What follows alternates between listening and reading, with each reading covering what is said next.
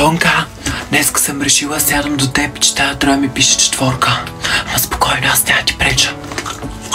Да, добре, няма проблем, сядай. Тонка, ти химикал имаш ли? Да, само ми го върни после. Да.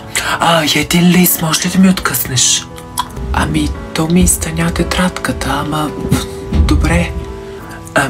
И ако може, слушай само учебника по средата, да имам така и аз нещо пред мен.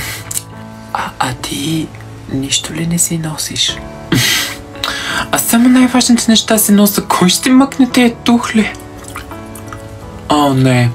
Това план изобщо не ми се занимава да го преписвам сега. Ако може, като го напишеш, ми го снима и го прати после в месенджер.